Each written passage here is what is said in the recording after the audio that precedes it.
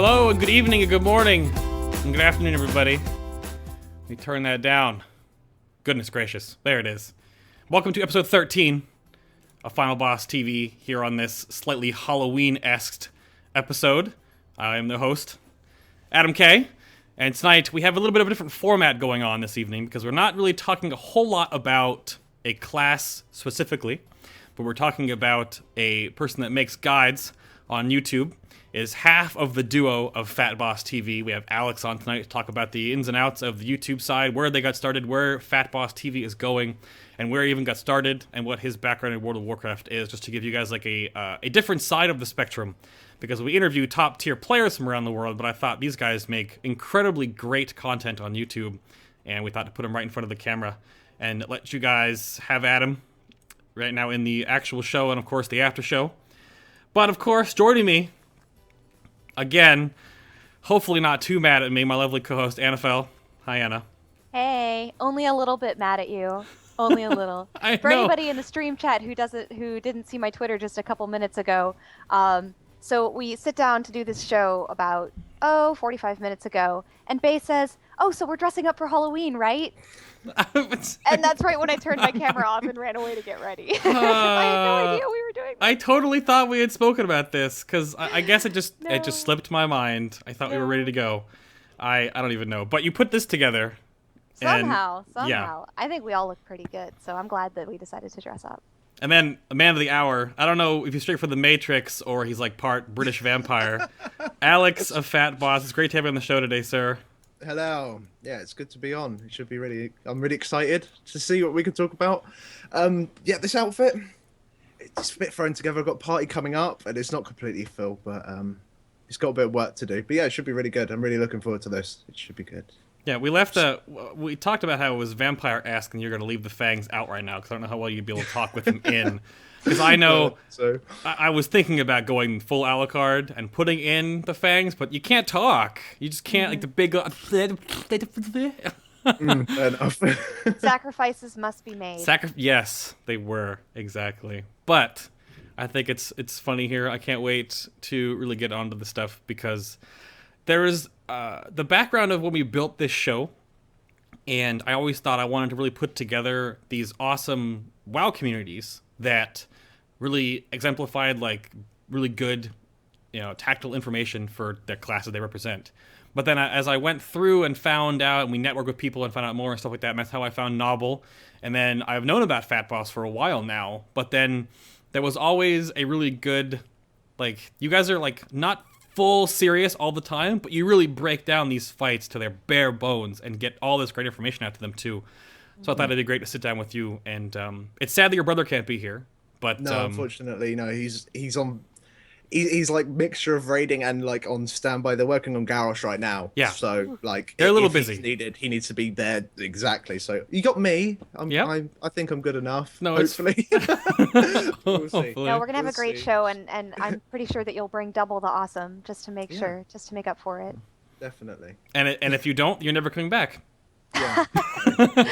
True. Which I don't think we'll have to have an episode with just your brother, and we'll talk about you behind your back or something like that. Yeah. Just to even it out. Fair enough. I'll just have to talk about Loz behind his back then instead. That'll be fine. Yep. He won't mind. No, probably. Of course not. I don't know. So I guess just briefly here, for those that don't know who you are, and what do you do on the internet, sir? Well, me and my brother Lawrence, we both make World of Warcraft raid guides. We talk about, we just break down each boss and cover it. And we kind of pride ourselves on getting the videos out quite quickly, for at least the normal modes, and not going on too much about stuff. We found that, like, when we started, it was very much... everyone would just say, and then the boss is 32.6k, and it's just like, you don't really need to say all this in-depth information. So we kind of made our own stuff, and yeah, we just do a lot of guides as well as some other wowy sort of stuff on our channel. So that's what we do. Mm-hmm. And again, I've talked about it before when we met before the show and stuff, about how, I don't know what it is, it's the accents that just make it so much more funny, because if you put like two like Yankees on talking about boss guides, you're like, oh, whatever. But you get two British gents on, and it's just so much better to listen to. It's just, I guess, the camaraderie or like the rhetoric you guys have. But maybe no. I'm not 100% sure. I think it helps that we're brothers, Because we kind of like on the same level sort of thing. But yeah, that does seem to be the case. Two British people over two American people. I don't know. Maybe, I'm not sure. Yeah. People Yogscast are quite big, so yeah. Well, yeah, I don't want to bring up any more names, but that's a good point. Like, they're just so entertaining to listen to. The two of them riff on each other and stuff. So it's just, I guess it's just the cultural thing, but maybe. Well, we take the piss out of each other, like regardless of in a video or not. So yeah. That's the case. See how much funnier it is in Britishism than it would be in an Americanism? That's absolutely what it is. It has to be the accent. Yeah, it's the accent. Yeah, I think it really is the accent. But so, what are you up to outside of the game stuff? Like, what's your actual like real life Alex do nowadays? My real life Alex consists of well, because we just done the it was guide season as we put it, so that's when the new tier comes out, and then we just literally do nothing but make the guides over the last over those couple of weeks, get all those normal modes and some of the early heroic modes out. But like I've finished. Oh, it's college for me. I think I'm not sure if that's high school for you. I don't know. It's like 16 to 18. But I finished that that's literally. Still high school, yeah.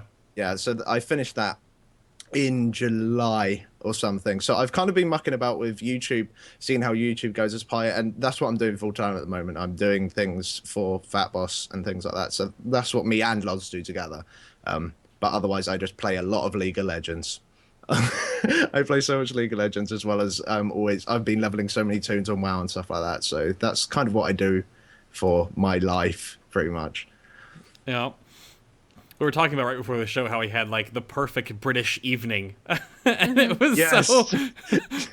Yeah, like did it involve fish and chips? No, almost. Roast dinner. Had a roast dinner. Oh, that's what it was. Yes. I was really full up, had everything, and then sit down with a couple of ciders, just relax. So it was amazing. Perfect Sunday, right there. And now we get to blame you on the internet. Yeah, this is even more perfect. It's better than perfect coming on the show as well. See, some people just get born in the right place. Nobody ever talks about how awesome it is to have like a southern accent or to have like traditional southern food. No, clearly I should have been born in Britain. Yeah. I don't. Roast dinners, you can't beat roast dinners and fish and chips. Full stop. No, I agree with you. You can't beat them. We did have a talk about that before in the pre-show, like meet and greet, where we had like a good 20-minute segment about comparing fish and chips in America and the UK. It's just not the same. It's just not. It's not the same. It made us jealous. Anna and I were like, we got to plan a vacation now. So to jump right into it though, what because we talked a little bit about how you guys could have sort of shared the load and who does what in your WoW life, right? But we don't know exactly what you break down with what you guys do in WoW. Like, where and when did you start gaming, I guess? Let's go all the way back to the beginning, right? So when did you start? What was like your first experience with that? Well, my babby's first gaming experience, I think when I was really, really young. Like, my dad had a Game Gear. Yeah. Played Sonic on that, then Game Boy, played all the Pokemon games on that. That's pretty much the only thing that was good for Game Boy. Some Mario stuff was alright, but it was mainly Pokemon. And yeah, I've been playing games since I was like 4 or 5, just all the time. Because I'm only 20 now, so I've been in the good. That's right, he's a youngin'. I'm only a youngin', bless me. But yeah, so I've been playing games for like a long, long time. And, see, I'm so jealous of that. I mean, a lot of people have that experience where they've been playing games since they were really, really young. I know for me, my parents were kind of anti-video games, and so I didn't actually start gaming until I got a job, and I was able to buy my very first game system with my first 2 paychecks, and that was the very first time that I started gaming. But I love hearing about people who have histories like way back until when they were really little kids, like basically growing up with games. Yeah, I literally don't remember a point, because that's all I do. I'll come home from school, whatever, and I've got 2 other older brothers. I've got Loz and I've got an older brother still, and all we do is fight over who gets to play on the PlayStation or anything like that. So that was always going on. But yeah, it's I guess I've been lucky in that sort of sense that I've been able to play games for such a long time. What was the first game that really made a big impact on you? Probably the first game that I can remember playing like a hell of a lot is Red Alert from the Command & Conquer series. Ooh, I played that all the time. I am terrible at RTS games. Like even now, I'm absolutely ridiculously bad at them. But my two older brothers played it, so I played it as well. It's like, oh, they're Oh playing it, yeah. so it's very much a copycat sort of thing. So yeah, I did that all the time. Nothing but Red Alert.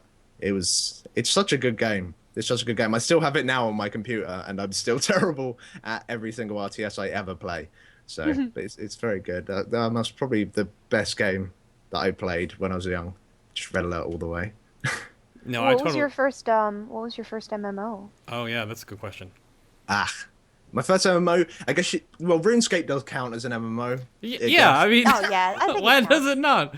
It's terrible, but it is an Yeah. MMO. I played RuneScape back in Classic, before it was called RuneScape Classic, and the newer RuneScape was called RuneScape 2. So I played it when it was like really young, and I played that all the time. And I had to try and convince my mum to get me a membership account. Had to try and convince her that it was safe to use her credit card and all this sort of stuff. Yeah. So yeah, I played that for a good like 2 odd years, and just did nothing. Like getting all the full rune. I had full rune at one point. It was great.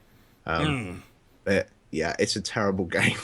I mean, it's just I think all of us old. played really yeah. bad MMOs before WoW. I mean, Well, drink Star Wars Galaxies. well, yeah. Just I saying. actually played Ragnarok Online long ago. Oh my god, really?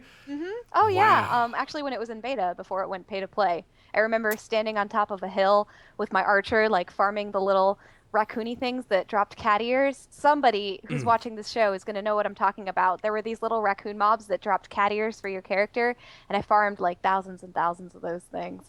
Did you get them though? No, I never got them. It was such a bummer. It's such a classic MMO experience. Oh, that's where it came down to. Yep, you just never get them. Absolutely, I understand. Goodness, that's awful. And then I guess so then I guess the RuneScape, was that what really brought you in? And where did you like go from there? Well, the thing is with RuneScape, like I played that for a very long time, and like my eldest brother William, he was the one who was always buying the games and bringing them in, and then we'd kind of play them as well. So I had a little go on other MMOs. I had a little go on like the Star Wars MMO, drink, I guess. But I had to go on that. I Yep. literally played like 2 or 3 hours of it because I was still a youngin'. So I didn't like play it very much. Didn't really understand it. But he played that all the time. So I was always I was always playing on the PC. Like PlayStations and stuff slowly, all the consoles slowly moved out, and it was more and more about PC for us. But after RuneScape, I pretty much did jump from RuneScape to WoW. Yeah, in the early days. Yeah. Okay. I guess that's like, I mean, Anna, you said you don't really have. What did you start on? You guess Ragnarok and stuff. Because I started with Star Wars Galaxies, really. Yeah, So- it was really Ragnarok Online for me. Although I played, and the thing is that I started on JRPGs when I There was you a go. kid. There you When go. I was a Okay. kid, the very first, I told the story that I had to buy my own first console, and of course I bought a PlayStation. So I started on JRPGs, and I loved like pretty graphics and nice stories, and all the things that come along with JRPGs. So I really liked the whole sprite look and the little anime characters. I also really like tactical RPGs. Strategy RPGs, and those have the little sprites too. And that's what Ragnarok Online looked like. It had the little Yep. sprites. And I thought that was really cute. And so that was my first MMO. And then I guess I just kind of got hooked on MMOs in general. I still really like JRPGs. So. Yeah, Yeah, no, I was very much similar. I mean, I think I probably played. Oh my goodness! I think I went to a friend's house. He was like, because I was military, Air Force, and I went to a friend's. Like my parents went to a officer's house, and I met their older son at the time, and he had like the brand new PlayStation with Final Fantasy VII. And he was playing it, and that was like my eyes lit up. It's like, what is that? So like I had to have it because I didn't know what it was before, because that was like the first Final Fantasy that was all 3D, even though it had blocky hands and little triangle feet. But that was still, I still feel it bad. That was probably the biggest impression on me when I started it to like really fall in that RPG fashion, which I guess led to the MMOs, because it's like an online RPG, and I was like, really, with other people, So that's I think Star Wars Galaxies was the very first time I ever experienced that, because it's Star Wars online with other people.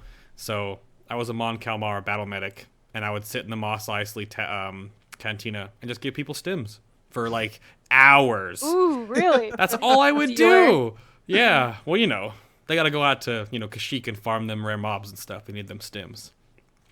I love that you said that you were playing, that your brothers influenced the games that you played too, Alex. Because 100%. Yeah. you're the youngest? I'm the youngest out of the three. Okay. Yeah, and you reminded me of Final Fantasy VII. Final Fantasy was huge in our house.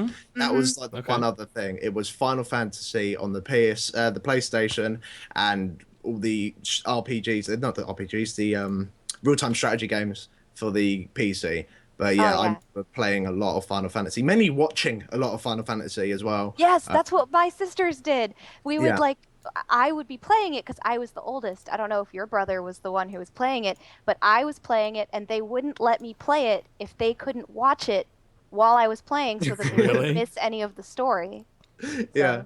Yeah. Yeah, that happened a lot as well. Like, I remember when we first got a PS2 and we got Final Fantasy X, and I was like, holy shit, the graphics on that were ridiculous. It was like, Absolutely. this is, even going back now, it's still not bad. It's still a Nope. really, really good really good graphics for what it Great. is. Yeah, It's completely absolutely agreed. amazing. But yeah, like I used to play a lot of that sort of stuff, as well as a lot of shooters as well. I kind of played a lot of. I kind of covered all the genres when I was younger. That's pretty much all. Like I Is did. I that played- this is like a sub point that just came up when I was thinking about that, because I'm thinking back to my, this is just bringing up all these old childhood memories, right? And I think because there was only so much PC gaming back then, like it was still like budding, and obviously the console market was so like, influencing and growing so fast. Does it feel that you used to play a whole lot more like variety of games when we were younger, and now we have like our MMOs and like our kind of like social like goofy games we play at like work when no one's looking, but like really we only have Cookie. like yeah, I mean for me like I'm a content creator, so I play like WoW and like a little bit of League, and then I have work. Like I can't play anything else. I mean obviously time is different when you're just a kid, but I don't reach out for like shooters and RTSs and strategy games. I don't like find them like I used to. Does that make sense to you too? Like that feels, or yeah, definitely. Like with the I don't generally play too many. Like although I used to play a lot of RTS, I stay away from it now because I'm terrible. But it's definitely that I do generally stick to. Like I play most of my time on games that like MMOs and stuff like that, because it's good to keep in the loop with all that kind of Sure. stuff. But yeah, I still every now and then, like when a Steam game comes out and I'm just like, this looks really cool, I still will sometimes just splash out and get it and then just sit there, sometimes live stream it or something like that. But yeah, it's definitely, I have narrowed probably the amount of stuff I play, but I still play quite a lot, I think. I'm not sure about you, Anna. I'm just a social gamer. I basically play if my friends are. I love the people that I play WoW with. I'm really close with my guild.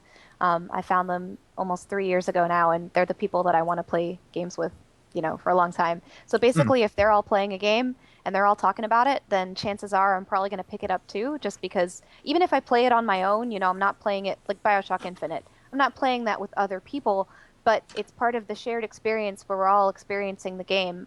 Yeah. And I also tend to play stuff with really good graphics. That's another thing BioShock Infinite just like completely kicked ass at. I'm a sucker for really beautiful backgrounds and colors and things like that. And that's, I can't believe I've played WoW for so long, but if it's got good graphics, I'm probably going to play it. Yeah, I mean, honestly, WoW Shots fired. WoW is great for its age. Don't get me wrong. I'm not trying to insult that game. It's just, it is not a game that was made in 2011. It's not Crisis 2. No, No, it's not. no. And the things that they've done with the engine every time a new expansion comes out are actually very, very impressive. But I want something that's going to visually wow me, and those are the games that I will pick up. Doesn't even matter if it's not even a very good game. I'm just going to pick it up anyway. And that's the difference too, because it came up on a stream I frequent last night where The Binding of Isaac is a Flash-based game right now, and it's all like artwork-based, which all look like high resolution, like graphics to some degree. It's all like just painted, like Photoshop. But in the Rebirth, which is not Flash-based engine in Isaac Rebirth, it's like 16-bit, so it still looks good. Like it's on a new engine, but it's still like it's progressive graphics. So it's a weird mix of like it still looks good, but it's old. So those kind of games are interesting too, that like those can find a niche. A lot of indie games do that, I think, that kind of fall into that. We have high-res, low bitrate graphics kind of deal. It's like a weird retro feel, but And it's different though. But yeah, I guess that when the new hotness comes out, there are some AAA titles that are just like they push the envelope on technology. I mean, the new Unreal Engine coming out soon, ridiculously good. But yeah, it does look amazing. Yeah, so it'll be interesting to see how that works. So, but enough about all those games. Yeah, sod those games. We Yes. need to talk about Yeah, WoW. really. How did you get into WoW? So how did WoW enter your life with all the rest of this going on? Older Yeah. brother, once again, he Oh, ordered the man. game off of Amazon and it came to our house. Well, it was on the way and he was like, I don't want it anymore. Do you want it? And he said this to Loz first and Loz was like, no. And then he said it to me and I was like, oh, all right then. And I had to pay for it and everything because he just wanted to get out for paying for it. But I started playing it and he was like, yeah, make an undead rogue because he knew what that was. He like had a little bit of knowledge about the game. So I made that and I just really, really liked it. I probably spent like about 4 or 5 hours getting my rogue to level 6 or something stupid like that back in the vanilla days because he did order it very, very early in vanilla. I remember like the patches where weather was introduced and it was like, oh my god, Exactly. Oh my god, yes. Well, it was yeah. amazing. You go to Ungoro Crater, and you're like, it's raining. What does that mean? It was pretty amazing. I played Does, back then too. does my mount move slower? Like, yeah, it was wild. It was pretty wild. Nice physics. And then you realize- skidding everywhere. Are gnomes gonna drown more often? You know. No. But Yeah. and then nothing happens with it. It's just like and then there. Tauren still had the thing that like Workins have now. It was the kind of Oh, the God. running it was- wild-esque thing. And it was 2 OP back in the day. Like you couldn't be your own mount. Like they couldn't. Planeswalking. Thank you. That's what it Planeswalking. is. Thank you, Thod, from chat. Yeah. Planeswalking. Yeah. Yeah. so- No. It. Cam brings up gnomes in Black Morass. Well, that's just rather. Oh, poor gnomes.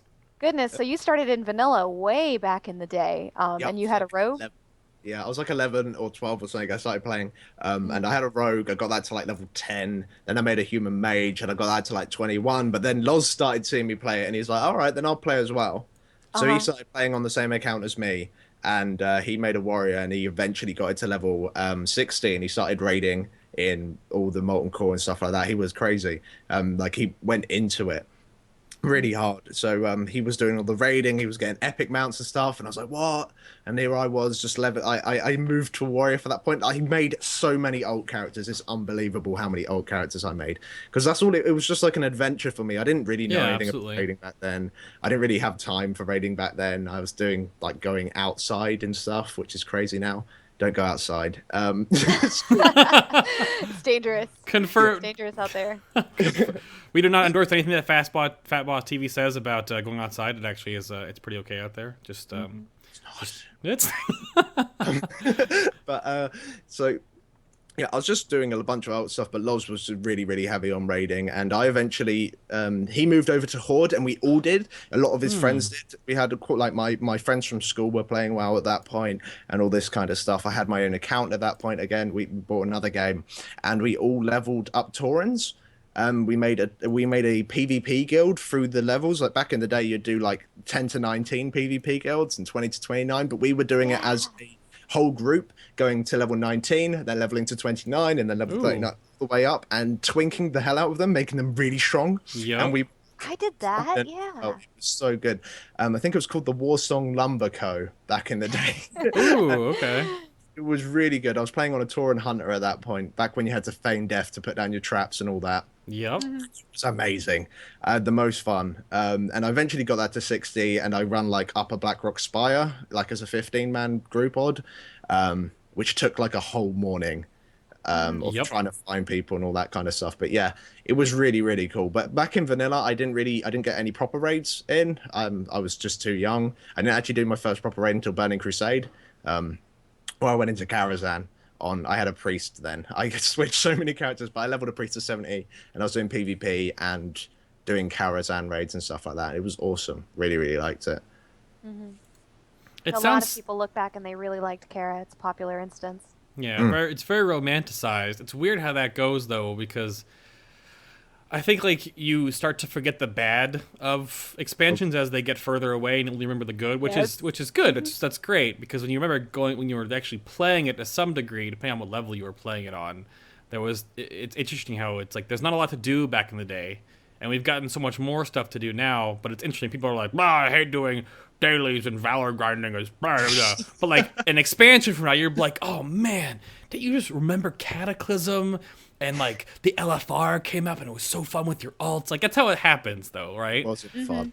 Well, you just forget you don't like make things that were bad and think. I think you just forget the bad and you only remember the good. It's probably if that expansion, if you had a negative opinion of it, you're probably not going to transform it into a positive opinion. But if you had like on a scale of 1 to 10, if your opinion was a 6, a couple years later it's probably going to be like an 8. I mean, it's just you're just going to forget all of the things that really irritated you and just remember the good ones.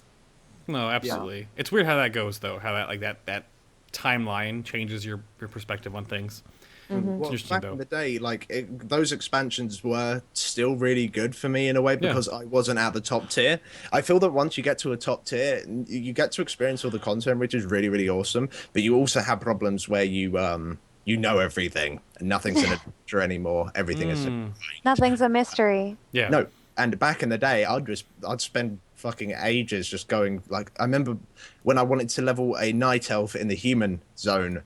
It took about 40 minutes to 2 hours to get to Westfall and all that kind of stuff on the boats. You had to run through all of the horrible places. Yeah. Oh, I remember that, and that was an adventure. And if you found a level 40 on a horse and you're like, can you help us? Can you escort me to Ironforge and all this sort of stuff? And they're like, yeah, okay. Yeah. But that was all an adventure. Now it's just kind of I know everything about the game. I know every single little thing. So I don't really spend time exploring as much as I did.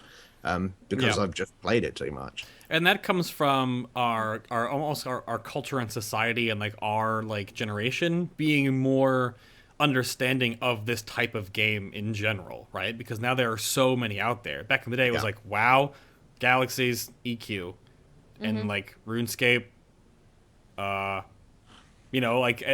Age of Camelot. There was a couple, and they were all very different, and they're super high fantasy, a successor to Warcraft 3, so you already came from that game, right? You have the Blizzard fan base, and it's fun to see. I mean, it's fun for the industry because they're pushing all these ideas out, all these new games come out, so it really makes new innovations and stuff, new technologies and things we just have to do. But because we're so understanding of the system, I guess that it makes it kind of hard to. I guess glass eye look at everything now. You're never really super impressed anymore. So, and chat brought up it's gonna be hard to romanticize Cataclysm, which is an example. Yeah.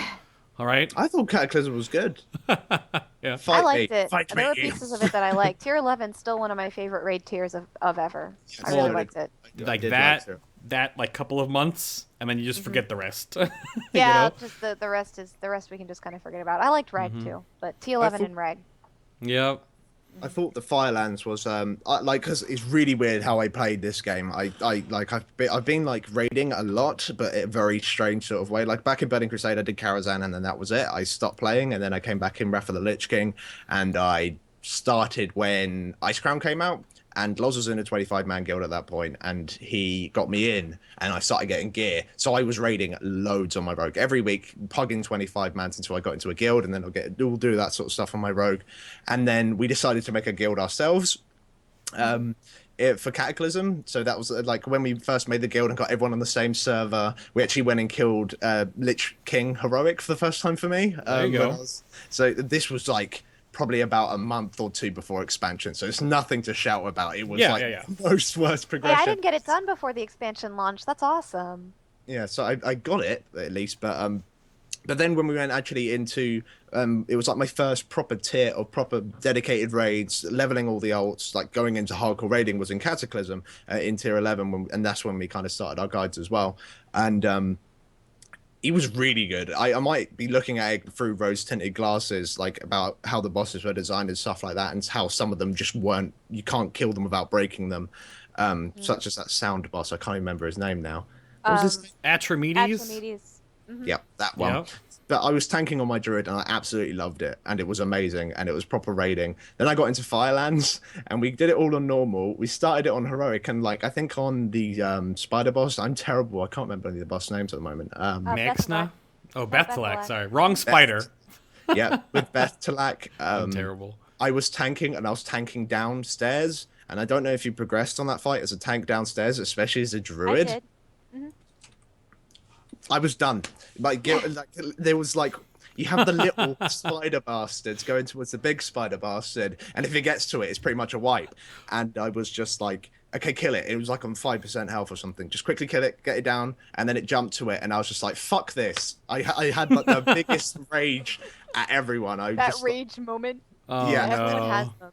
And no, then, I definitely understand that. I had a really great experience in tier 11. It was my first hardcore raid tier. That's when I joined my current guild, and it was a huge step up. I was a really casual raider before that, and I kind of talked my way in by talking up some of the stuff I had done on the side, and they needed a paladin tank, so they gave me a shot, and it ended up working out really well. But I made a huge jump from casual raiding into pretty hardcore raiding, and tier 11 was the first tier that I did really seriously. I went from like probably half of the normal modes done to half of the heroic modes done in my first raid. Was they were working on heroic conclave, and it was just like the most stressful thing ever. And I ended that 4 hours of raid saying, I'm doing this for all of my time that I'm playing WoW. This is great. And I loved tier 11.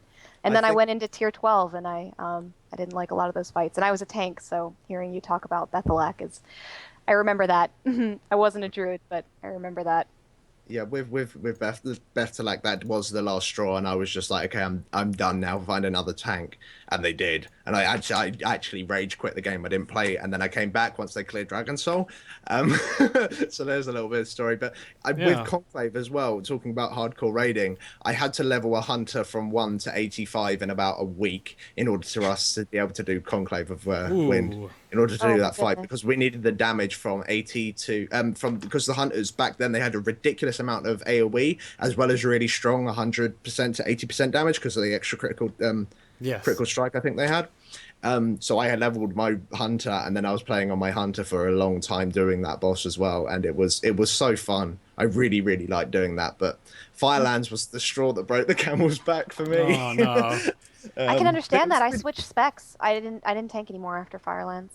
I was like, I'm done. This is too boring. So I can understand that. That too, yeah. That's just, I never have tanked outside of like my my little bit of alt stuff I do right now.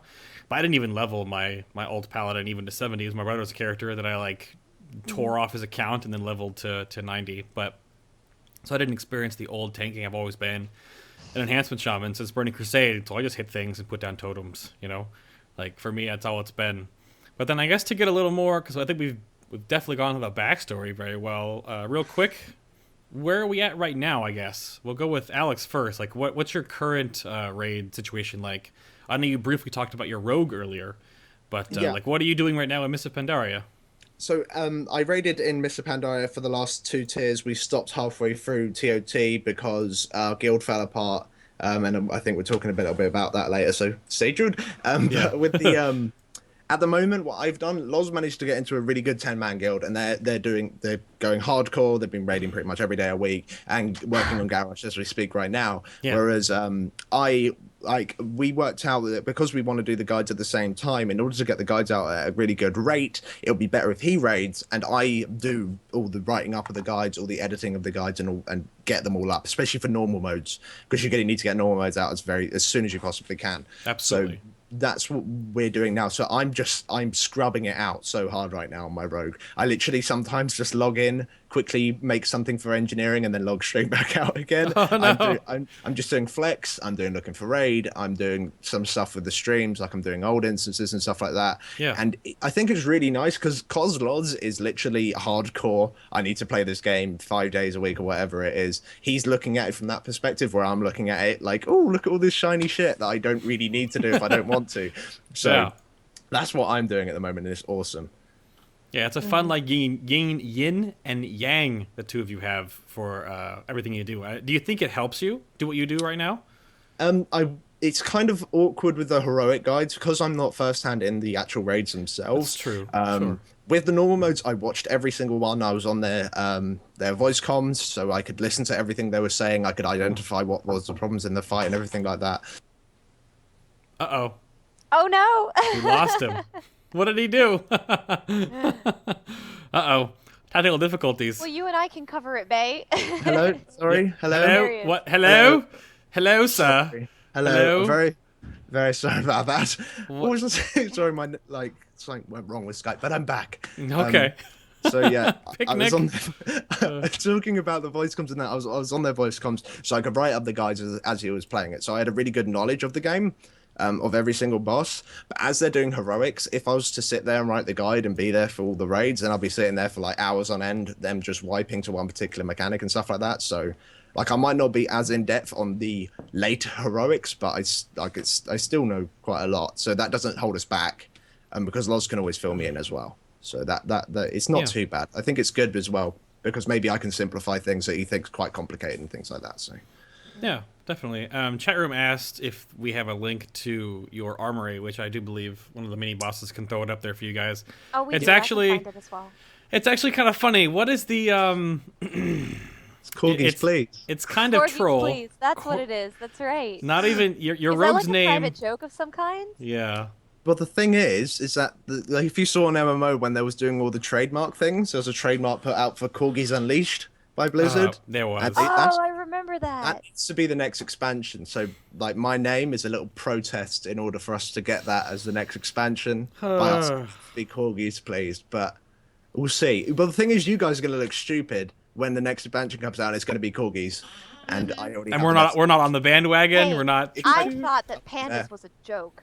I was That's sitting there at BlizzCon laughing through the preview video. I was sitting my whole guild around me. They can all confirm. I was like, oh, this is so funny. Way to go, devs. You know, totally. This is a great video. Now, when are you going to announce the expansion? And then the thing comes up and I realized they were serious and I was so mad. I was furious. Oh, I was so angry. Oh It could be Corgis then. So I wouldn't put it past Blizzard. Maybe it will be Corgis. Pulling out. It's not. Maybe they'll add a pet. You Well, I just mean, defeat honestly, yourself. I would rate Hello Kitty Island if it had pretty good encounters. So, you know, I'm not going to stress out too much about what Heard they're it going to here make. on Final Boss TV. Confirmed. NFL will play Hello Kitty Island Adventure. If it had If it good had- end-game content, Mm. that's all that I recommend. It's not too melee punishing. Then we'll be fine. Has to be melee friendly though. Has to be melee friendly. So Mhm. like, cupcakes and kittens and just like, like fuzzy stuff and like sparkles, when then the ranged get like, dumped on with gack and they fall on Yeah, fire. I like that. and- Yes, exactly. I'm Okay. totally a fan of this. This is terrible. I don't even know what's going on right now. And a proc divine That storm. sounds That's all I pretty- ask. All I ask for. And Proc Divine Storm. Mhm. Is that I- you do I- love that set bonus, don't you? Do love Makes- that stuff bonus. Well, I think that is enough about that. We can segue on real quick here to, I want to take a moment before we go down the rabbit hole to more Rep Paladin stuff like we had last week, to tell you guys real quick about some of the awesome communities that we are working together with to make awesome content that also have awesome content, which first and foremost, if you've heard about it before on this show or if you've not been here before, you need to go to manaflask.com. Google ad muted. What? Okay, whatever. Manaflask.com, where the community brews, is a huge outlet for great community involvement things. They got interview with Paragon right here about their 10-man heroic kill on Garrosh, which I guess Paragon really is kind of really quiet guild. So this is a pretty awesome interview if you want to read through. Of course, there's us. They've also got a whole bunch of awesome things. They had the inside the goodie bag stuff. They had the intro stuff like that Exorcist did for their video. They had a great breakdown of the actual race with 25 and 10 and also the Asian scene as well. You can just go over here to Garrosh and he's behind bars now. This graphic changed as the instance progressed. It was really fun. They covered the whole thing really well. They have 2 different interviews with Blood Legion on here. And they had some raid completion throughout MOP so far. A bunch of cool statistics and stuff. They've got the videos down here, both in German and ours down there, and a couple others. A bunch of awesome streamers here on the right side. So if you definitely want some more WoW content when you're sitting around, needing something to do, manaflask.com is a great place to go for that. Oh, wait a minute. Oh, there we go. And then if you are a bear druid, you should go check out the Inconspicuous Bear, because they've got tons of bear tanking stuff. They've got all this math corner stuff about their proc calculations, their different spreadsheets, sim crafting stuff here. They got the tier 16 BIS list. And they've also got, they just broke down this huge thing about Ask Mr. Robot to get all of your feral needs taken care of down here. This really awesome guide to get all of your gear taken care of for being a bear. But the Inconspicuous Bear. It's theincbear.com. Super awesome. You guys should go check them out. And then we're talking about a YouTuber now, and I talked about one earlier today. Just to wrap up the cute present here, we are also doing a little bit of stuff with Nobble the Noble, and he's Nobble, it's Nobbel 87 on the YouTube. He does lore videos for World of Warcraft, and they are good. All right? They're good. So he also does other things. He has some playthroughs of Legend of Zelda and some fun stuff for Hearthstone and whatever else. But his big bread and butter, he has these great Q&As where he digs deep into some questions people are asking about World of Warcraft. His 2 parts time travel World of Warcraft lore videos that just come out are really great.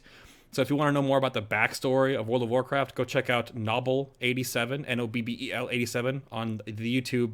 And of course, if you're just tuning in now, not only are we on iTunes, every episode that we do also gets VODed. Both the proper show and the after show go up on our YouTube page, which is just Final Boss WoW. All that information is right below the stream. And all of our episodes past are up here, as well as the after shows. And then you can also find us on iTunes if you just search for Final Boss TV, and you can listen to the audio-only versions. So we're at 1664 subs, and the only way we're really going to get people were asking earlier about the transcoding and stuff on YouTube, or on Twitch rather, is that to get partnered, to give you guys the options for quality toggles, we definitely need your help, because the partnership agreement that we need to have and the stats we need, I think we have a better chance of getting them through YouTube than we have through Twitch, because we only do one show a week. So we don't actually meet the criteria for them right now. So with your help, like following the stream and helping us grow on YouTube, are definitely great ways we can give you guys a 1080 show, and also give you toggles that if you don't have the bandwidth to watch the show live, or if you have issues with it, it's like all flaky depending on where you live, then that's the best way to help us out, right? So that's really the long and short of that. And I'll stop yammering, because I'm pretty sure people are like, oh my god, Bay, stop it. Go back to Alex. So we'll go back to Alex. Hello. Hello. Yes. Oh, I have to get that out there. It's okay. We're good to go. Good. Yep. So, the big topic at hand here. Every show is broken up into 4 chunks. For those of you that are new to the show as well, we do an after show that we will just sit down after the proper show, and we'll just sit down here and talk to you guys and talk to the chat room and answer just questions off the cuff. But the big question we have in here, which I wanted to get into, is the ins and outs of the YouTube world of Warcraft. Mm-hmm. So... That's what people want to hear about. That's what people want to hear about, yeah, definitely. Okay. So, I'll start it off, and then Anna will help us go through here. So, the first question, which came up after I even made the entire, roadmap for the show, is why the name Fat Boss, and where did that come from?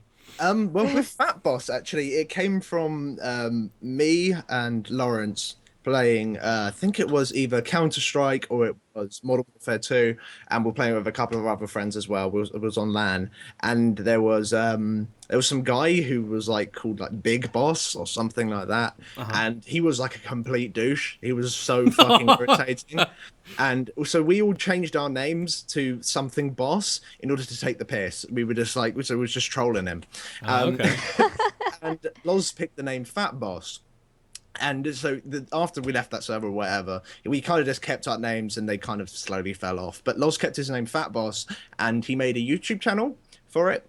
Right. And he was going to do because Lawrence is actually ridiculously good at FPS games. Like back in Counter-Strike, he was in the Cal main sort of thing, so he was really high up there. He was playing it a lot with the first-person shooters, and he wanted to make montages and shit of Call of Duty or Counter-Strike and all that kind of stuff.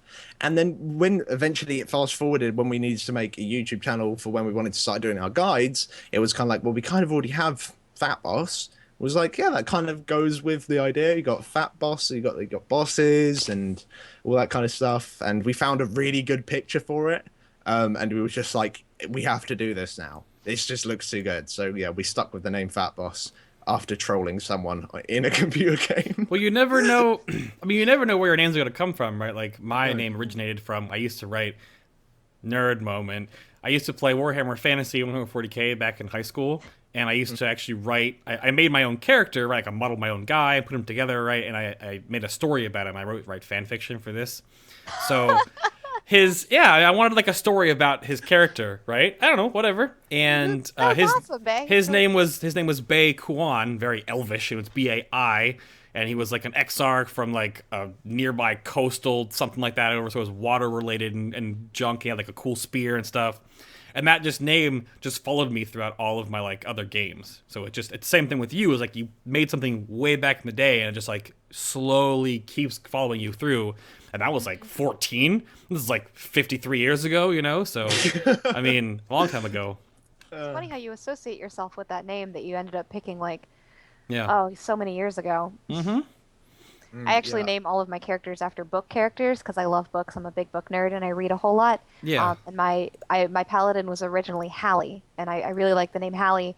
But on Vent, that becomes Hal, and I really hate the nickname Hal. Oh, it's no. like not I don't like to make a big deal out of being a girl, but I am fairly feminine, and I just really didn't like being called Hal. So then I switched one of my twinks. I loved PvP twinking, and I had a bunch of those. And one of those was named Anaphiel after a book, a Jacqueline Carey novel, if anyone watching recognizes it. And then I switched it when I transferred servers, and that's when I became Anaphiel. Nice. That's cool. I mean, it's interesting how everyone gets their names, because some people just like a friend of mine, which is now his name that he's taking on to be, he wants to be the guy that's making music for us, that wants to be like the next Tiesto or whatever. His name was literally, he just hit random a bunch of times and saw something he liked and added letters to it. But now that's like his professional like name he's taking into like the field, right? So it's, you never know where you're going to get like your nickname that just sticks. So yeah. But in WoW, I literally, it depends on what mood I'm in, but I had like I don't know if you guys know what Jeremy Kyle is. It's pretty much the UK version of Jerry Springer. Okay. It's like daytime TV.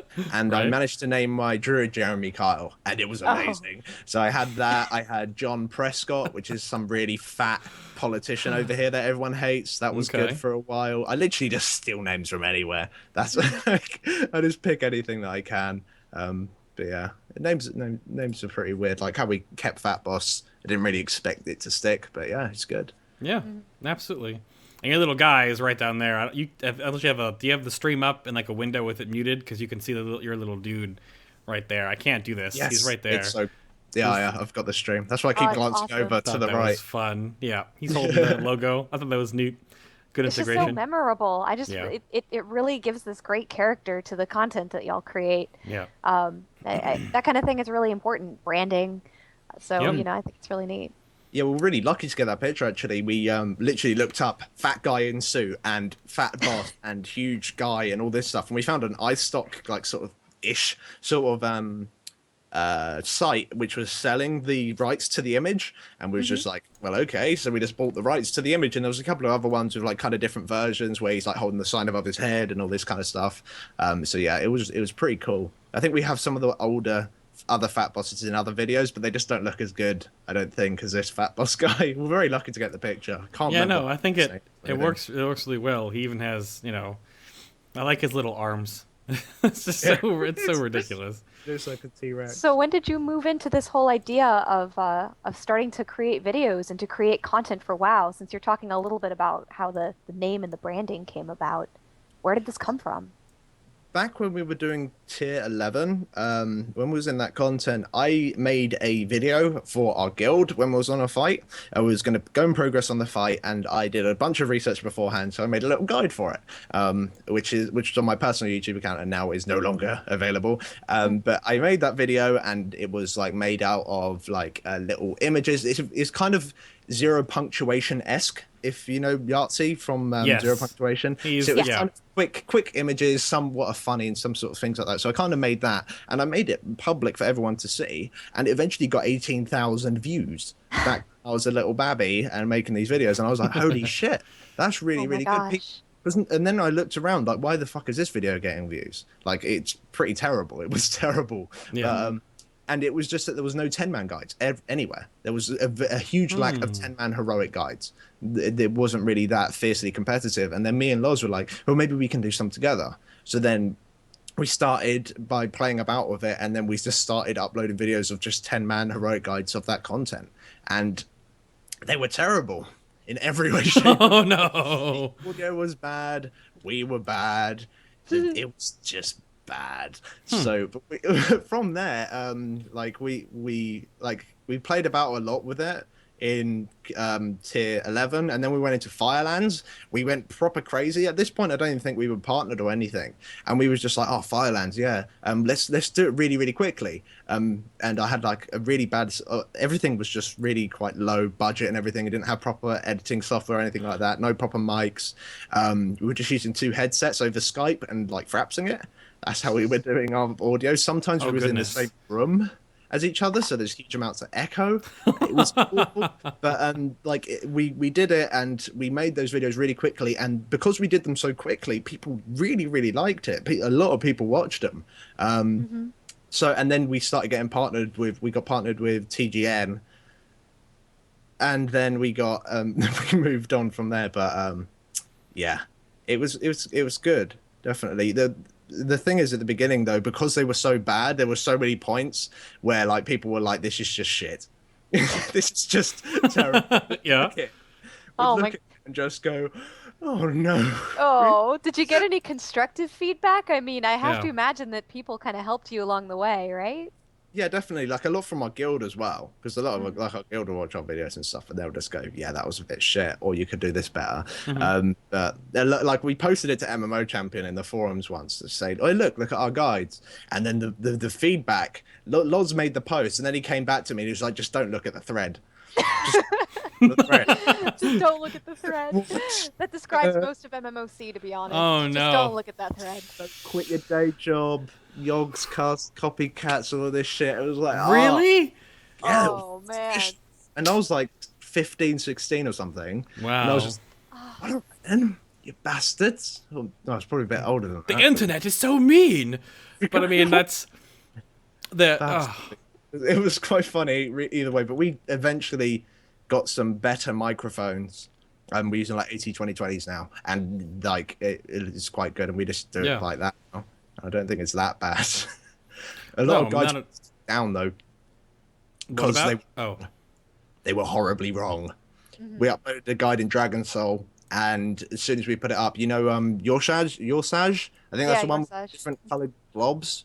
Yep.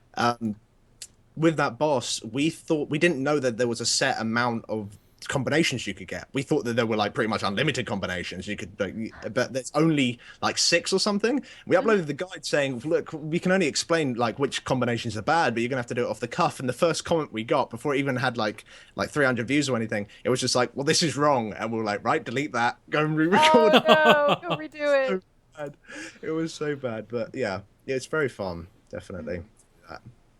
Well, I guess that's really a lesson there then, that you guys kept going, despite the fact that you started with basically very little equipment and with the quality on the guides that people were, telling you, maybe you have to fix this, maybe you have to fix that. And how many people start doing stuff on YouTube and they do like 2 videos and then they give up. And the fact that y'all kept going and you got better and better and better as the years progressed is, I feel like, what has led to your success today. So that's really cool. It's a great story.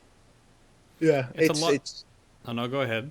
You go ahead. I was gonna say, it's a lot to take in when you first start out on something like this, these endeavors, because the internet anonymity wall is very stark and can really, really like come down on you hard, because anyone can post whatever they want when no one knows who the heck they are.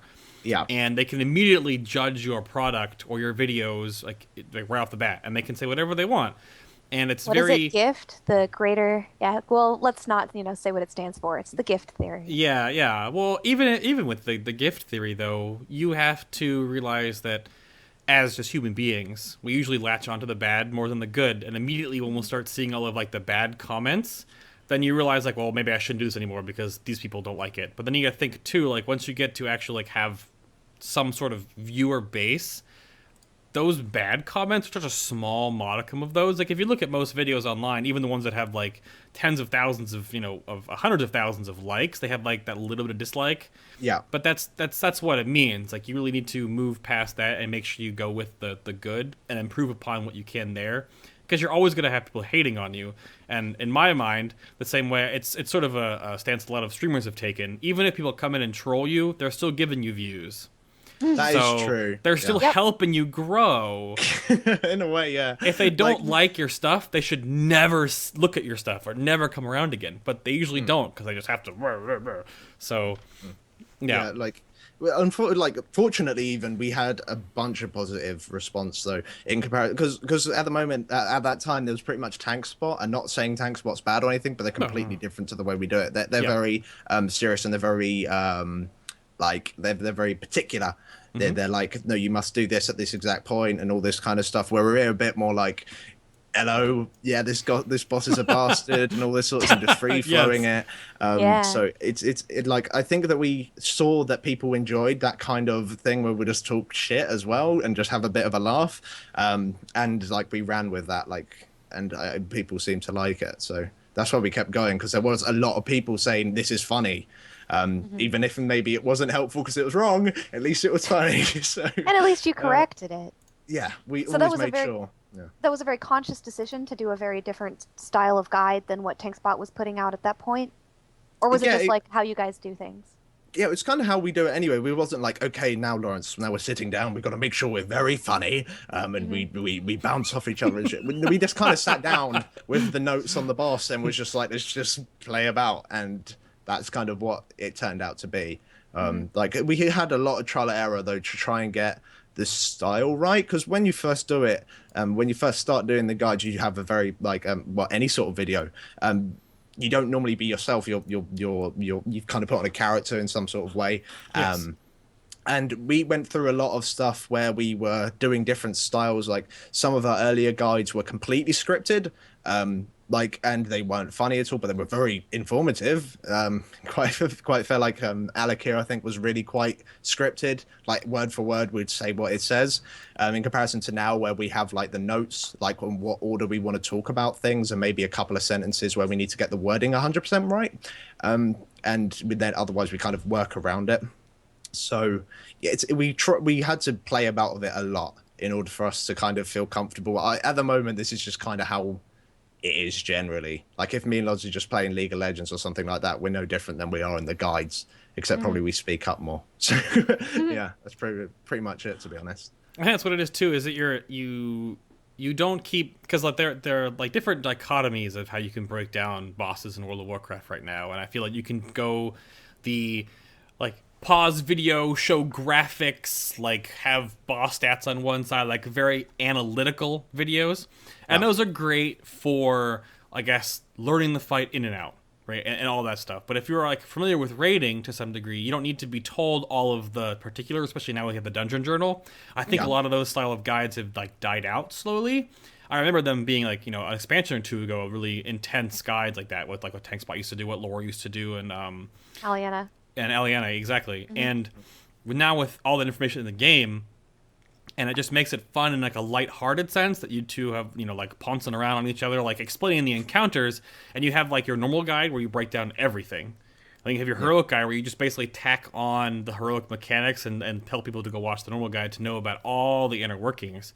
So you kind of like lessen the blow. If you know the normal fight, you don't need to know all the nitty-gritty. You just watch the heroic guide, and you have these two funny British guys bouncing back and forth, and it's like just feels natural, like they're just talking to you about how to do the boss fight, like it's not a big deal. And you're not like, you have to stand over here for 5 seconds and tank swap here at 4 stacks. Like it's not like scary and intense. It's just like fun and lighthearted, and they're easy to watch. Might have to do that for the next one though. Oh, do a completely get with close. The deep voice. The deep voice is a necessity. Make sure you put that in. Next to the boss now. Do it. It's just like, okay. Yeah. Do an entire video in that tone. I might have to. I did that once. Actually, I'll be completely stuck up and just totally straight edge about everything, and just completely like complete sentences, proper grammar. I don't know. That might be fun. That might be fun. That would be funny. I don't know how long you guys... I would love to be a fly on the wall during the recording process of that video. Oh, my... Some videos that we do make, like, even now, some of the hardest parts are saying hello and welcome to the Fat Boss Guide to blah, blah, blah, because we'll always say the wrong boss or say the wrong tier. Like, sometimes we're talking, like, we'll do Throne of the Four Winds. We'd even mention that now with, like, in Siege of Orgrimmar. Like, some stuff just dies hard. It just won't leave us alone. And, even though we're very off the cuff and kind of like we naturally do it, there's still a hell of a lot of editing to the audio, because otherwise there'll be a hell of a lot of like and all that kind of stuff. And like sometimes it's a bit like hard to edit it, like when the sentences you have to kind of stitch them together. But yeah, it's all within it, and overall I think it comes off quite well. Yeah, no, I totally understand what you talk about with audio editing. Since I'm an editor, like, outside of this, like, my real job, and I've had to interview, like, docs and stuff like that before, and I'm not, like, proficient at speaking to the camera and to a mic, there's a lot of natural tics that the human voice has that you have to, like, cut around and blend together and meld, because you can't just keep going over and over and over again, because you're still going to have those regardless how you go, so... That's funny that you mentioned that you guys had to deal with that too, because it's a lot harder than people, when they listen to your videos, they think, oh, it was like one take. That could be like an all-day process, right? Yeah, like, especially normal mode season, as we call it, the little guide seasons that we have, normal modes are so intense. Like, we normally literally wake up, Loz raids or whatever, I'm doing all the guides, and then I go to sleep. Which, like, in fairness, that's what people do as their job anyway, but it does turn into a full-time job when all the guides have to be out very, very quickly. And like when things go wrong in that, it's very frustrating as well. Not necessarily with audio, but if we get something wrong and we need to go back and change it, like one of our videos came out and like there, for some reason, there was parts of the video that wouldn't show properly on mobile devices, so I had to go back and re-edit it with new footage, because otherwise it was just monging out. So it does get really annoying in that sort of sense, but like I'm complaining about editing videos where people have to do much harder stuff than I have to do. So oh well, I mean, there are things though. I meant the whole point is that to help convey that people watch videos on YouTube and this content, and sometimes they're really easy and sometimes they're very difficult. We're not talking about like, you know, like rocket jump stuff right now or Coral Digital's kind of stuff, but even when you're just coming down to putting audio over your video, it definitely is time consuming. I mean, it is a pseudo job in some degree. I mean, it's definitely, I mean, people that make a living off of YouTube, it's a job. Like, people think like they put up a 3-minute video, but it takes them no time to make it. It could take them 10 to 12 hours to make one video, not to mention like, because the editing time, the rendering time, the all the time afterwards, uploading time, it's a lot of work. So not a lot of people know the background of that, but that's how it works though. Yeah, there's a lot of stuff to do, like especially if you're doing a lot of videos, and it depends completely on what sort of videos you do. Like you can have let's play videos, which are pretty simple to make. You literally sit down and you play the game, and like I'm not taking away from let's play videos. Some of the best videos like that are really funny are let's play sort of videos. Yeah. But they're relatively simple to edit in comparison to something where, I don't know, say like game theory, if you've seen that, where that guy talks about all these different sort of theories. There's a lot of editing at least involved in that, and a lot of research and comparison, so there's a lot to do, and that's without even going into analytics on YouTube or social mediaing and all that kind of stuff, and dealing with networks and ads, and it's quite a lot to do, to be honest. No, it absolutely is.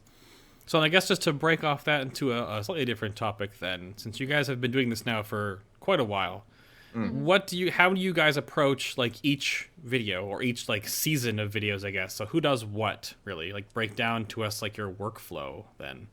The way that we like, well, we're going into the tier before the tier even comes out. We make sure we have all the annotations, and not the annotations, the thumbnails for all the bosses. We have the end screen ready.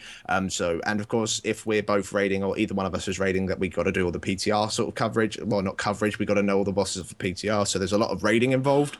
If we're both raiding, then the guides are written and edited evenly between us. So it's just like, okay, I'll do this boss, you can do that boss, and all that kind of stuff. But for this tier, talking about this tier in particular, I pretty much wrote all of the normal mode guides, and I edited, I think, about 10 out of 14 of the normal mode guides for this tier. And while Loz was playing the game, I was writing it all up. But like, we normally record, like, whoever's computer we're going to edit it on, we normally record in that room. So like if it's Loz's computer to edit it on, we'll both go in his room, sit around, because we normally sit by one mic, side by side. We feel, not one mic, but yeah, we feel that gives, because you can actually see each other and talk to each other in some sort of way. So it's easier to bounce off each other that way as well. Otherwise, once the video is actually edited and rendered, once it's uploaded, it's then my job to do the annotations, do all of the descriptions, do all like because with especially at the end screen, all of our videos are linked together. Yes, so we talked about how terror that is. If I upload one video, that means I have to go back to every single one of the other videos and just change one link, as well as put like 14 tiny boxes around a very awkward YouTube annotation system, which is like a massive pain in the ass. So I do all of that, but Loz does all of the overlays. He does all the thumbnails. He does the end screen. So he's like the graphic designer, and I'm like the little admin guy who does all the boxes around the little other boxes. Dude, if you've ever watched one of the new Fat Boss guides for this tier, though, that end screen, like it looks great, right? Like it looks great from like a viewer perspective, but like as an editor and a content creator too, and after talking to Alex about it, that takes so much time to do. You have no idea, because they took away the video response system on YouTube, which is it's good and bad. Yeah, it's good and bad. But now to do that sort of annotating links when you have 14 videos all spiderweb together, yeah, I feel for you, sir. It's a little bit nuts. Well, people appreciate it. No, absolutely. All that hard work really pays off because it makes the videos look really clean. Correct. Like with the annotations, it's really important as well. Back in Firelands, I think 30% of our views were from annotations from each other. It's nowhere near as much as it was now. I think it's something like 10% or something like that. But it's just ridiculous how useful people find it. So, yeah, it's good. I think the annotations are really important because it's a nice tool to use for YouTube. It's literally, you can click here. It's a shame it's not on mobile devices, though. It's just a shame. I find that really annoying when I'm watching on my iPad or whatever. I just can't like click on the annotations. And no one ever puts any of the YouTube links in the description that much, so that's kind of annoying. But maybe they'll add that, and I think that would be good. Well, that's a YouTube limitation, hopefully as mobile devices become something that you watch content on more and more, the apps will improve. Definitely. So we've had a lot of questions in the chat about how y'all came up with the whole 60-second guide idea. Where did that come from? Because that's been really popular. Back in the day, this was in tier 11. I was like, because the guides were like somewhat long, and it was just an idea of mine just to go, I wonder if I can do these guides in under a minute, because the bosses, there was only like 6 bosses per instance, and then like 4 bosses in the other one. No, 2 bosses even in the other one. Yeah. And I thought, well, I can easily cover bosses in 60 seconds. And I was just kind of like, well, you can try it out. And I made it, and I really, really enjoyed doing it. Like even like some of them, I think the Bastion and Twilight one, I forgot to record for one of the bosses, and I drew in paint what you should do for the bosses. I remember that. 6 seconds guides. And people did seem to enjoy them. And then when I did one for Dragon Soul, that really went big. People really liked that one. That was like shared. That was put in a lot of places. I think it got like 80,000 views, which is ridiculous for us. It still is now to get 80,000 views on something that isn't a main guide. It's like a big deal. So like from that, I think it's really good. And being able to do something creative, like, because doing the guides is all really well and good and it's really fun to do, but it is quite limiting because you're there to do a job. It's not, you can kind of crack a joke here and there, but like being able to do something completely creative, I could do whatever I want in these sort of 60-second guides. Like some of them, like spend half the video on the intro and then cover the rest of the bosses in 30 seconds. Or I know. I'm not even gonna bring up certain content creators who will remain nameless that I have really big issues with as a person that's in the entertainment industry and has my background and in editing and stuff, that he has like 8-minute videos, and the first like 2.5 minutes are all intros and sponsor links, and also they're garbage, and it's so. No one cares about that kind of stuff. I mean, if you're like under contract to do it, I guess, but then really like you lose anyone who wants to watch your video after that point, because you're just watching, freaking this intro and that thing and I don't know. It's frustrating. No, I would agree with you on that. Like, I think one of them though, it was literally like, "Welcome to the Fat Boss Guide." I was doing it really slow. I think, it all out at the end. Yeah, it was really, really fun to do. So it's something I can just play about with, and people really enjoy them. And just between us, I've been working on the Siege of Orgrimmar in 60 seconds. It's really difficult. 14 bosses leaves you with 3 seconds per boss to explain them. So it's going to be somewhat longer than 60 seconds, I think. I'm not sure. So we're playing about that. So that's coming out tomorrow. You can do Orgrimmar in 90. No, we'll make sure to call you on it when we see that it's over the 60-second limit. Well, I think the whole background of that is it's like a micro guide. Like it literally only tells you like the only needed to know information in like a really funny slapsticky kind of way.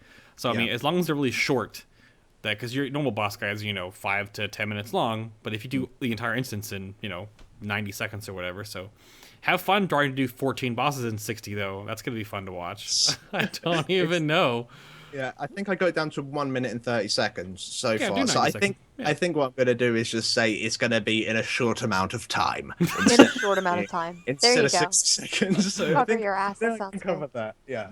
Yeah. It should be good. It should be really, really fun.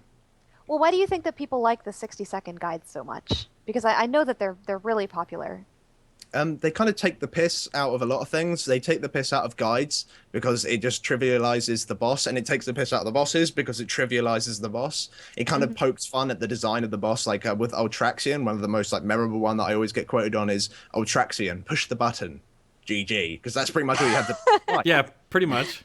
And people love that, and I think it is really kind of because especially if you are raiding like quite a lot, you might spend like 3 months on this content, and I just covered the whole content in under a minute for you. So it kind of, I think it kind of relates to people just laughing at it sort of thing, because it's all a bit ridiculous, like just how simple you can make the bosses. So Yeah. I think that's why people like them in that way. It's almost like the epitomized version of everything that you guys do on Fat Boss. For not only you take all of that, all the jargon you build up over all the other boss guides, and make it in that really micro format, right? Like it's just that tiny little bit, and you put all of them right there. So, Yeah. I mean, I think it comes back to what we were talking about earlier, where information overload is a problem in MMOs these days. There's so much information available, and you go and you find a class guide, and it's like 20 pages long in every single little tiny detail, and you can make a boss guide that's that long, but to get just the bare bones in a really funny 60-second video, I think that really appeals to people. Definitely. Yeah, I think it's really important, because if we was the only one doing guides, then people would be saying, "Oh, I really want something much more in depth," and things like that. Or you didn't explain this part of the fight exactly. Like some bosses, like if there's like one thing for the tanks to do, taunt on one, we won't say to the tanks, "Well, you're not taunting, then you can go do this and this." Or like if there's nothing really to do, we kind of make it more simple. But there are other resources where people are doing a tanking guide for this boss, and it will be 8 minutes long, and that's everything you need to know about tanks or healing and DPS guides. So I think everyone as a whole, like not saying that we're like some massive community and it's big hugs and kisses or anything, because we probably don't even talk to each other, it still covers everything. So that's really good. I think everyone adds together to make it quite easy to do well, if you know everything at least. Yeah, no, I mean it really sums it up too. And then I guess I don't want to go too much into all like the background of YouTube, but kind of off that same thing you talked about a little bit earlier with the annotations and stuff like that, but just to touch on a little bit more, what have you learned through your travels on YouTube, right? Like what have you learned about the system, I guess, that might help other people that are aspiring to be on YouTube maybe a little bit here? To start off, when we was talking about the comments, you're getting bad comments. Yeah. Like there's two different types of bad comment. Well, there's only one type of bad comment, is a comment where they don't give you anything constructive to work across. I don't care if someone says you're shit, because that's a really good comment. I love it when someone says this is bad because that means that next video I can make something good. When someone just says this is shit, it's just like, well, thank you. I learned nothing from that. Yeah, so exactly. It's like having so you should really pay attention to your comments in terms, because there is a lot of shit there and people just go on to hate for no reason, just people, but there are a lot of good things in the comments that can really help you out, especially when you're smaller and you have time to change your style completely before it gets too fixed down. So that I think that's really, really good. But there's a lot of like stuff that's like little small tips, like upload times when you're trying to do stuff so people actually see your sub box, because like if you upload at 4 a.m, no one's going to be awake to see it, and then like other people will upload and you'll just get buried. So like uploading at about 7 o'clock GMT, like that sort of time, that means that everyone's either waking up or getting home from work, so that's a good time to upload. Networks, I don't want to go too in depth with networks because I have only been with a couple of networks. Networks are a lot easier to get into now. There are a lot of networks are easy to get out of as well. There aren't any "you are here forever" contracts. Like I know I'm with Curse, and they do a if you want to leave, just say it to us on Skype, and you can leave within 30 days, and that's fine. And I think Machinima and stuff like that are going that way as well. You just got to be really careful. The bigger the network you normally go to, the easier it will be to like know that it's kind of good. It's going to be an all right network, but it can be harder to be like noticed within that network. So if you are going to be like trying to get like YouTube to be your job and get maybe a bit of money off of YouTube, you got to be really, really careful on what sort of things you sign and all the rest of it. Like we were with TGN, and we luckily it was a contract where we could leave at any time, and we thought that it really wasn't working out between us. We back then at least, I think you couldn't really converse with the other people. It was hard to maintain communications because there were so many people on the network. Okay. So with TGN, we managed to leave, and then we got with Curse, and Curse has been fine with us at least ever since. So it's good to talk to people who are already within that network. Like quite a few people come to us and just wanted to talk to us about Curse, and you just say, yeah, this is what they do, or well, this is what they don't. So make sure you research that kind of stuff. But yeah, those are like kind of pretty basic things, I suppose. Otherwise, like our videos have got, I think, like views and stuff like that, and we've got views because we have filled a niche that people wanted. We've made our guides quickly. We've made our guides that aren't too serious, and there wasn't really anything like that on the market.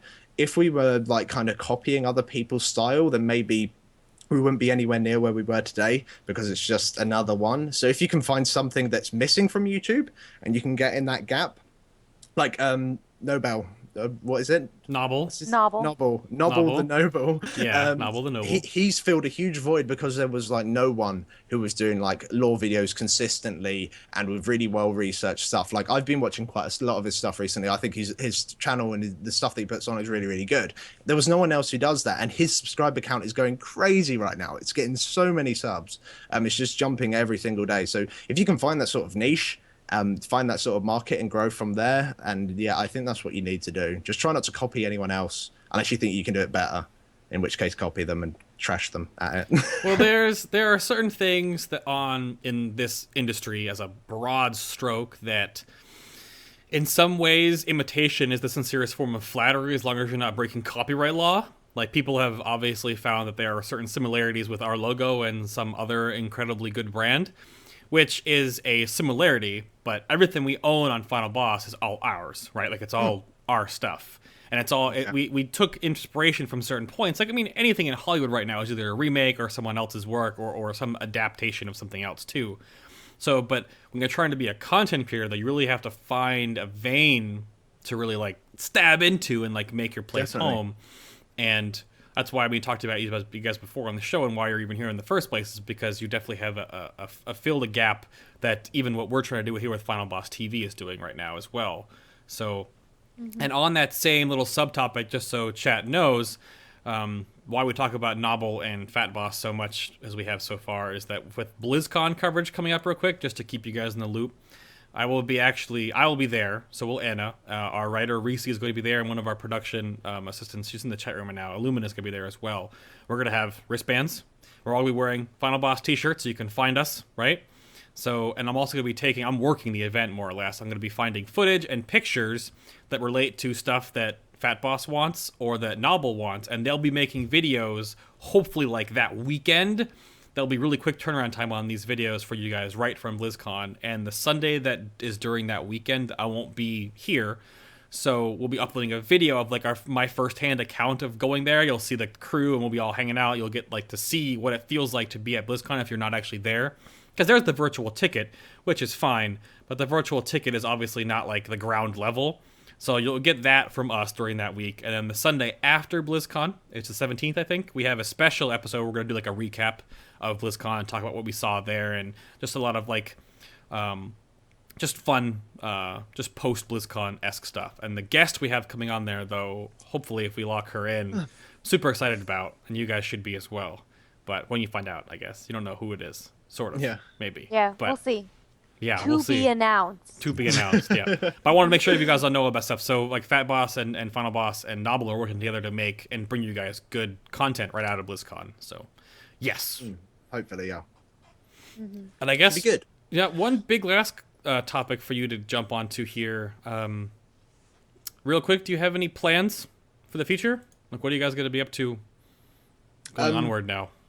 Well, in the very immediate future, of course, we're going to be finishing off these guides, and we're hoping to. Well, there's going to be quite a lot of shit coming out with BlizzCon, Sure. And then with the beta of the next expansion, which might be, I don't know, in like 3 or 4 months, or who knows. Corgis, please. When that's out, the Corgis Unleashed game that's coming out, we're going to be covering that a lot. Of course, so we'll be going to covering a lot of Blizzard stuff, as well as the new Blizzard Dota that's coming out. I play a shit ton of League of Legends, so does Loz, so we're going to jump into that as soon as we can, and hopefully bring a lot of coverage to that sort of stuff as well. Also, we're going to be looking at WoW slightly differently. We did do Fat Boss Weekly for a long, long time, but it wasn't weekly at all. It's more monthly or biannually. But with Fat Boss Weekly, we're going to be moving on to more discussion type videos where we discuss a topic. And what we were saying earlier about it being yin and yang, like me being a casual scrub who's doing quite a lot of alt leveling and stuff like that, and Loz being the gamer, like the raider, even the pro raider guy. I think that'll bring a nice like contrast between our two sort of things on like a topic, so that should be good. That's what we're kind of going for, but otherwise, yeah, just chilling, doing guides and bringing that sort of stuff. You topicked real quick. I don't want to cut Anna off, but you talked about League of Legends content possibly, like Fat Boss. Could you think of Fat Boss guides to certain champions? With League of Legends, how to play Garen in 60 seconds. There was a point where I was actually going to 1 minute guides to every single champion in League of Legends, but the thing is, with League of Legends, if you want to learn something, you want to learn it from someone who's ridiculously good at it, and it's their job to be ridiculously good at that champion. To be honest, that's where most of the stuff's going to go. That's like, you want to see the pro guides. You might see someone who's in really high elo guide sort of thing. Like, I'm near Diamond 5 right now. I'm Plat 1. I've got like, if I win the next 6 games, I'm in Diamond. So there you go. But see, that's still like a really high level. I mean, considering that like the break point of how many people are below you, I think you could totally do guides like that. That'd be a lot of fun. And that's tons of content. It's 114 episodes right there. That's one for free, by the way. I don't want any monetization on that. I'll give you that one for free. The next idea is going to cost you. All right? Yeah, there's other people who are better at the game and are probably, they know exactly how they want to do it. And to be honest, as I said, unless you can do something much better than someone else, if the gap's already filled, it's probably not best to jump into that gap and just to clog it up. So we're probably going to stick away from League of Legends, but as soon as that Heroes of the Storm comes out, we're going to destroy that game in every way, shape, and form in order to bring the ridiculous coverage to it, because I love League of Legends. And my eldest brother plays a shit ton of Dota too, so we're quite big MOBA sort of people in this house. So yeah, we should be covering a lot of that, as well as Titan, whatever the hell that is. No one knows. Yeah, I mean, we were going to get a teaser for it at BlizzCon, but now I think it's not going to be there. But if there's anything about it, you'll get pictures of video. Don't worry. I don't think there's going to be nothing about Titan at BlizzCon. Yeah, I know. Blizzard has a history of putting out information where they're like, "Oh, we're never going to do this. You know, this has been completely canceled, or you know, this is never going to happen." And then, lo and behold, at the next BlizzCon, you see that announced. I think my personal opinion is that the whole Titan spin restarted thing is a ruse. A ruse? Absolutely. I absolutely think we're going to see Titan coverage at BlizzCon this year. 100%. Something just came up in chat. Right, Titan is Corgis Unleashed. Yes, Fazo. We'll see. Done. I'll bet you 5 WoW golds that's not the case. Oh, I'm getting my tinfoil hat on now. I'm going to make a shirt and everything, and then when it's announced, I'm going to come back on the show, and I'm going to be like, I told you, the Corgis are back. The Corgis are back. The Corgis have been unleashed. Jesus Christ. Do you have any recommendations for aspiring YouTube content creators out there? What would you want to say? Yeah, as I said before, make something a game that you enjoy. If you don't enjoy, well, any sort of content, make sure that you're enjoying it, because otherwise that'll come across in your videos that it's kind of like, yeah, this is a game and it's kind of shit. So you got to make sure that whatever you do cover, it's you're enjoying doing it. And if you the quicker, especially if you're covering things that are new, if you, the quicker you can get it, the more views you're most likely to get, and the more views you get means the more feedback, and of course the bigger you'll grow as well. So that can make your content better. So I think that if you can cover things quickly and you really enjoy doing them, and you have a set style, and there's like a little gap that you can get into, then I'd definitely recommend to sink your teeth into it and see what you can do. Yeah, that's probably what I'd say. It's a lot of the same stuff that I can say as a streamer, because like my YouTube stuff is usually just right from the stream. I don't have a lot of content I've created. I've done like unboxings for Loot Crate, and I have like an AMV up there that won an award last convention at UCF. But like, when you want to make content, do it because you want to have fun making it, right? Like, I can't stress that is more. It's the same way you do when you're streaming. When you start streaming, you're gonna have like no viewers forever. Unless you go super viral somehow on YouTube before you start doing on streaming. Just do it because you want to have fun doing it, and have fun doing it. If you have fun doing it, that will train your product, I guess I should say. That'll be your blue coloring in your meth, basically. That'll be your little thing. Breaking Bad reference. Wow. Did it. Okay. But yeah, that's the best way to do it, is to have fun doing it. So 100%. Yep. That sounds good. No, thanks. Yep. And I guess the last little chunk here, I'll give this to Anna. You want to ask him? We're running out of time here. We're going to have tons more questions in the after show. So after each episode, we kind of go take a little break for a little bit. There's music playing for a little while, and we kind of like, reset. And then we'll come back for like an unscripted version of the show where we just do talk to you guys and answer questions. I have a bunch of questions that I can ask Alex, but we have one big one that I can put up here in the proper show. But if you want to stick around for more Q&A with him, definitely stick around for the after show. But Anna, you can take this. I'll copy and paste it. Go for yes. it. Okay. So, you all announced that you would stop making guides, and Mulinara from Bloodlust wants to ask, what made you decide to keep going after that point? Well, the thing that made us, like, when we first started doing the YouTube as well, not only was it the whole idea of having fun making the content, we wanted to do a lot of other content as well. WoW guides, we knew that people would enjoy it, and it would help us develop our commentating skills, our like microphone skills, how to talk to each other, and just generally get us a bit more savvy in a bit more of a place that we're comfortable in. So when we were doing that, and so that's kind of what we wanted to do at the beginning of YouTube. So we did guides for a very long time, and in the actual first tier of Cataclysm, Mists of Pandaria, we didn't actually raid in that tier. I think Loz started to raid during the end, or he was in the middle of it, I'm not sure, but we didn't actually raid during that tier. I got my we were doing the 10 and 25 man guides in that tier. I got my footage from Method, and I got all the information from there, so I was trying different things out. But then we decided, no, we want to play again. I was really stoked to play again, so Loz set up the guild once again, got loads of people in, we're raiding, and we were very behind. We're like, Throne of Thunder was coming out in maybe about a month, maybe two, and we needed to get characters that have literally just dinged into full biz so we can go into the next tier and completely destroy it. So we were doing that, which meant we were playing a lot, and there was a lot of stumbles. There was a lot of people that had to that weren't prepared to do this sort of raiding, so they had to leave, and then we had to find new people, and there was a lot of guild stuff that Loz really was dealing with. Loz was the guild leader. He had to deal with all the guild drama. I literally turned up for raids, had a laugh, and went and played League of Legends or something, but he was doing the big meat of it all. And then halfway through Throne of Thunder, one of our main people had to there was like a big fight on Vent that day, and he was like, well, fuck this. And then it was just like, and we literally just got the guild completely ready, and we were gonna go really strong, and then there was just that last straw that broke the camel's back, and it was just like, do you know what, this is not we're not having any fun doing this at the moment, because it's just really shit. And we were just like, well, I don't want to do these guides because we're not going to be playing the game, because we're not going to have any fun. And it was just like, right, okay. So then we was just like, we wanted to say that to people because we didn't want to stop halfway through a tier and then say, look, that's it. Like, if we just went on and started uploading other random shit and people didn't know that the guides wasn't over, then they'll be asking for the guides. So we made that video and told people about it. We weren't very specific, and we did that for a reason, because we didn't know if we were going to go back to WoW at all.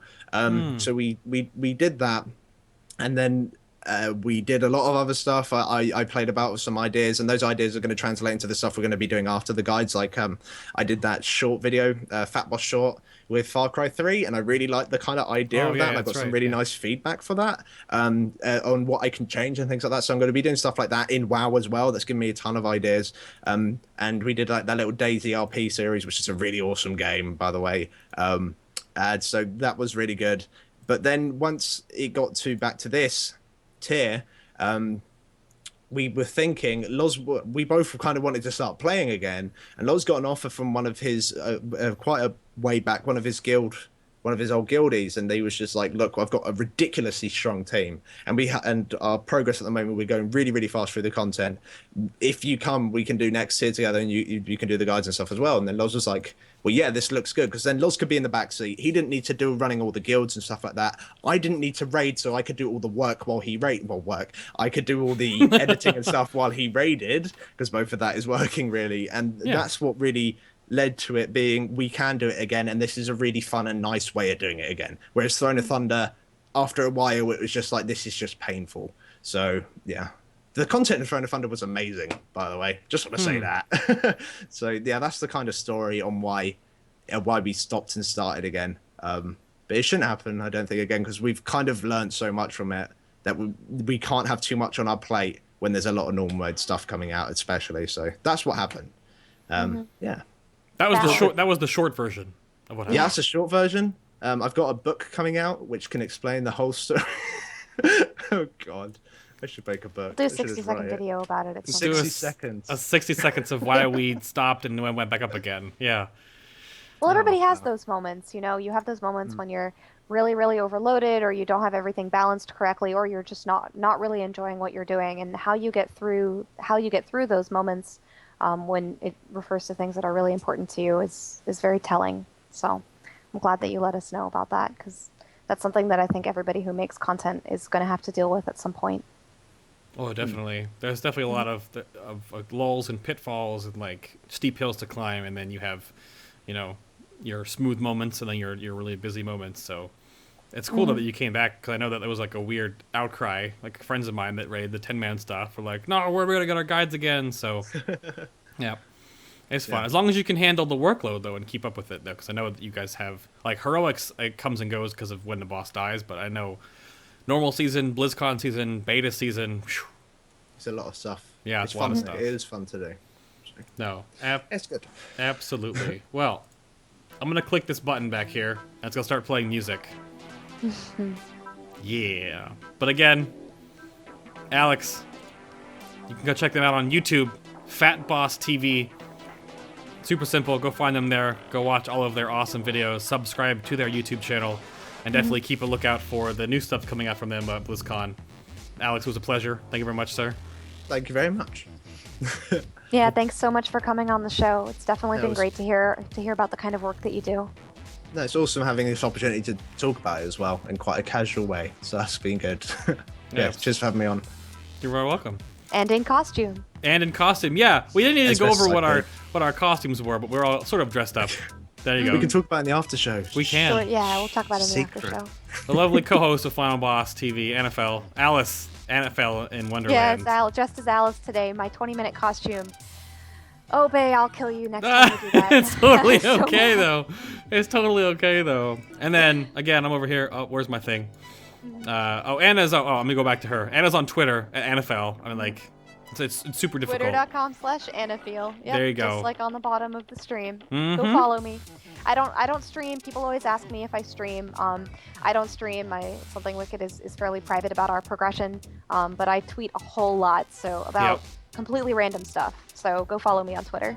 I, however, do stream. I'm over at BayTLM over on the Twitters over here. On the Twitch over here. And all my other social media stuff is on the page right there. So you can go check me out over there. And I will give you the hint of what's coming on next week. We just did Windwalker Monks. And I thought, might as well, because we had the roll-up to get people on for both. Next week, which is November the 3rd, is going to be Mistweaver Monks. So if you want to learn how to fist weave or throw your soothing mists, then definitely tune in for Mistweavers next week. We'll have one of them on the show. And for everyone here at the Final Boss crew behind the scenes, definitely thank you for watching, and we'll see you next Sunday right here at 4 p.m. Eastern, 1 p.m. Pacific Standard Time, and 10 CET. You guys have a great one. Stick around for the after show. We'll see you there. Stick around, hang out. But thank you very much for watching. Thank you. Y'all have a good evening. Do you have a very British saying to take us out with? Oh God, toodaloo, darlings. Oh, perfect. Oh, nailed it. Never again. Jesus.